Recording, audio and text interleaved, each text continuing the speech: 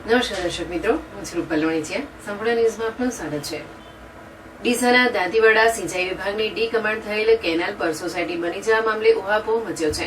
સમગ્ર પ્રકરણમાં મોટું કૌભાંડ થયું છે, જેની શરૂઆત DLR કચેરી દ્વારા સર્વે અને માપણી કર્યા બાદ ખોટા હદ નકશા બેસાડી કરવામાં આવી છે.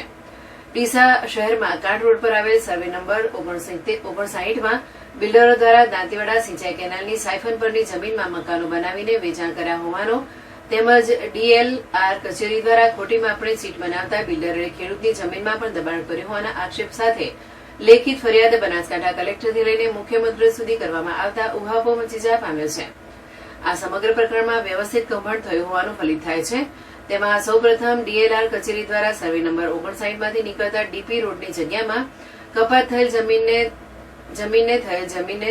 ક્ષેત્રફળ સરભર કરવા ખોટા હદ અને નકશા બેસાડી માપણી કરવામાં આવતા સિંચાઈની જમીનમાં સીટ બેસાડી દેવામાં આવી છે. જે બાબતે રજૂઆત કરનાર ખેડૂત મહેશભાઈ પડિયાર દ્વારા અનેકવાર ફરીથી માપણી કરવાની માંગણી કરાઈ હોવા છતાં DLR કચેરી દ્વારા તેઓની એક પણ અરજી સ્વીકારવામાં આવી નથી.